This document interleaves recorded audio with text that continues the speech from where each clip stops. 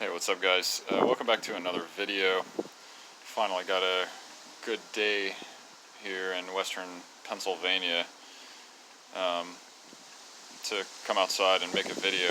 I find I make better videos when I'm outside. Just an observation. Anyway, I want to talk today about metaphilosophy. That's the philosophy of philosophy, or the nature of philosophy. How do we define it? What are its uses? What's its purpose? What's its aim? Its intention? And why is it important? This was requested by a viewer a while back, by the way. So, I think we can piece together thoughts from a few different philosophers of the past to get an accurate picture of what philosophy is. But before that, I want to start off with a little something from my own experience. And that is, I get the question every now and then why I don't do more videos on Roger Scruton's philosophy, being that I studied with him at the University of Buckingham.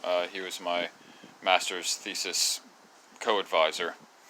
And that is because I don't necessarily consider myself an authority on Roger Scruton's work. I mean, I've read a few of his books, but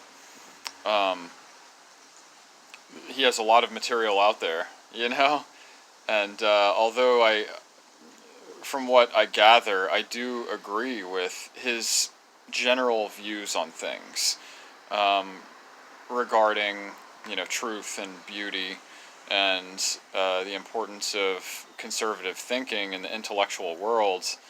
There are still some things in nuance that I disagree with him about. And I'm not like a Roger Scruton fanboy, you know what I mean? Which actually was very beneficial to me in our seminars, I didn't have this kind of filter that some of the other students had over his thoughts in the seminar room. So I was able to engage in a more authentic way. But anyway, yeah, just because I'm not a Scrutonian philosopher, it doesn't mean that I would pass up the opportunity to study with someone like Roger Scruton. I have to acknowledge that he's world-renowned and he's one of the greatest philosophers of our day. And when you get an opportunity to study with someone like that, you do it. And it's as simple as that, I disagree with Dan Dennett on some very key things regarding the nature of reality. He's a materialist, and I'm not, fundamentally. But does that mean that if I had gotten an offer from Tufts University to study with Dan Dennett, that I wouldn't have taken it? No, of course I would have, And so that kind of leads us into what philosophy is, in practice anyway, because we could look at it as a sort of activity of engagement, and engagement over ideas, And I know it sounds cliche, but it's true. So the British empiricists, John Locke especially, but I think that David Hume and George Berkeley would agree with this, is that science really holds the key, and empirical research really holds the key to the truths that that are of the highest level, and that philosophy should be sort of a handmaiden to the sciences. While I do agree that philosophy can help the sciences, help direct and orient research toward bigger values, which science is incapable of exploring, but which is still fundamental to the nature of research and truth-seeking. I disagree in that empirical research, our collective subjective experiences, so to speak, and anything that we can quantify is the most fundamental and important truth, So they thought that because that was the case, that philosophy's work was generally useless, because any discussion about values, morality, anything abstract that's not tangible and quantifiable was, well, you just couldn't go there. It was all subjective. So empiricism, although there's a lot of good to it, there's a relativism that spawns from that, you know. Anyway, I prefer to think, and this is something that Roger would actually agree with, I tend to think that philosophy is not the handmaiden of the sciences, but rather, if a handmaiden at all, the handmaiden of the arts. Because while science gathers information about the empirical realm, so to speak, the arts attempt to encapsulate the human experience in a more holistic and thorough way, and in a more nuanced way as well. And so philosophy should serve human nature, you know? So that's one condition, I would say, is necessary for something to be called philosophy. It's inquiry into human nature. But I think that it does hold, not necessarily hold the key, but it's the best approach that we have to truth, insofar as any academic subject could attain truth on its own, which I don't believe is true, because even epistemology and philosophy breaks down to, I think, human personality, natural propensities that human beings have toward one school of thought or another. So, yes, it should serve the arts in that way. It should be the more, rational linguistic expression of that which the arts tries to discover, and that is deeper truths about human nature.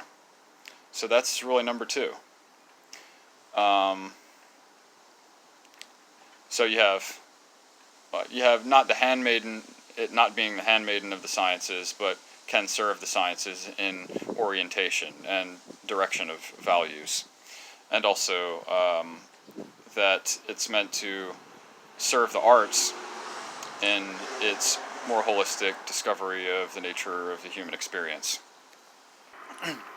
So those are two things. The third thing I would say is truth itself.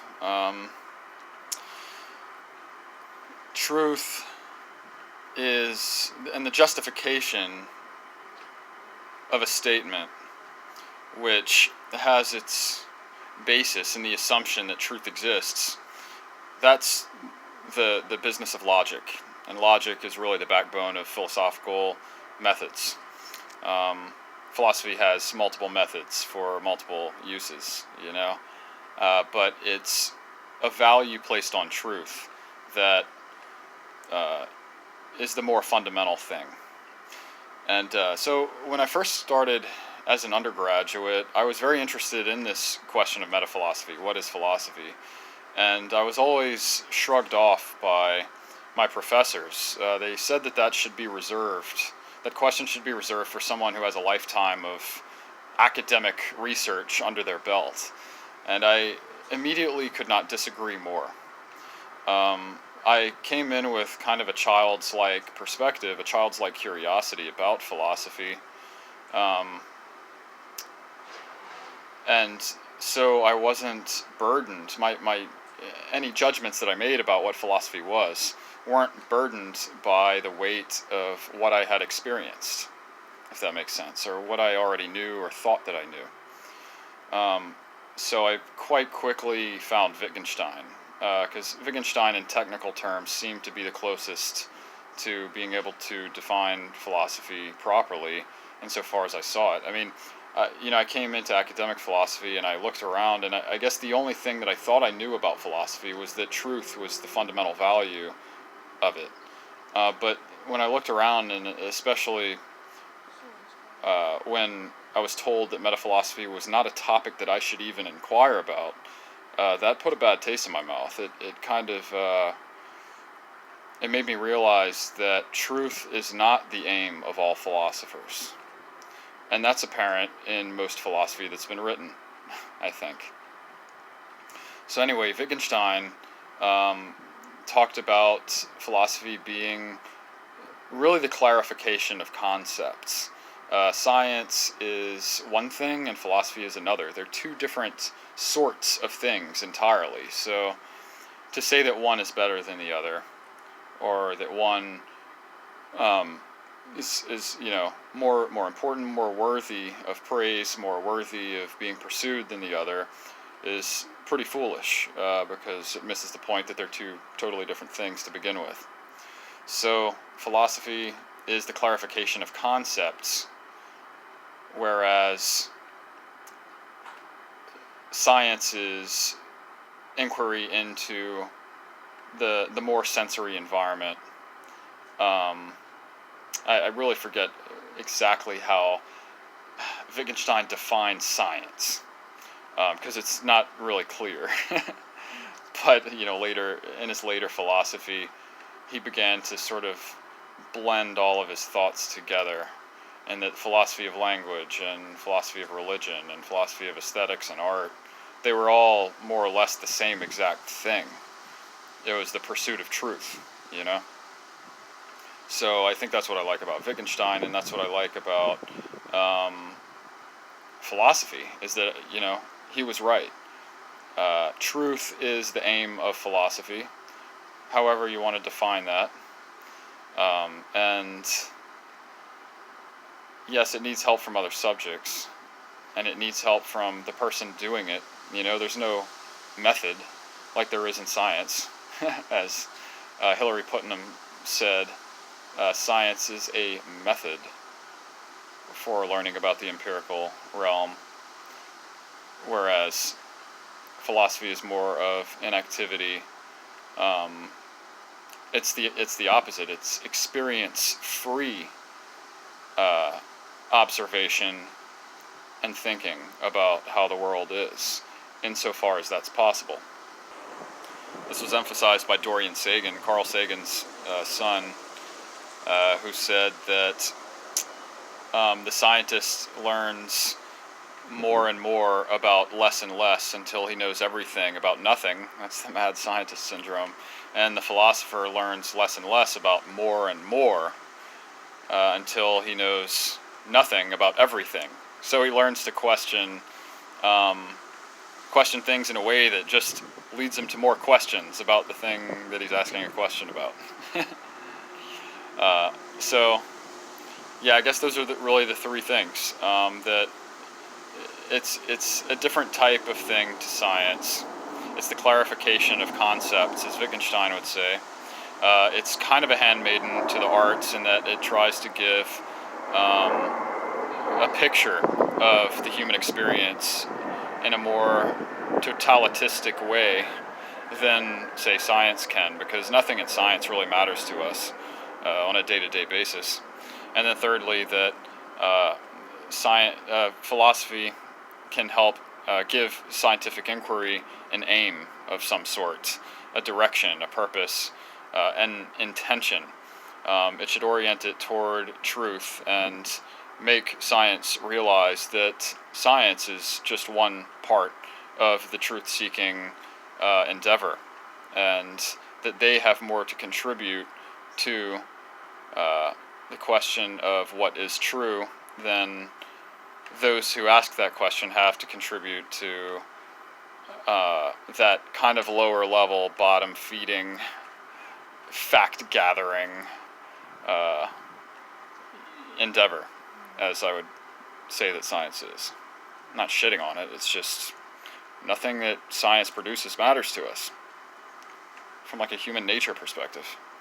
I can't change that, it's just fucking true. Anyway, yeah, so that's my video on metaphilosophy. Let me know your thoughts. See you in the next one. Cheers.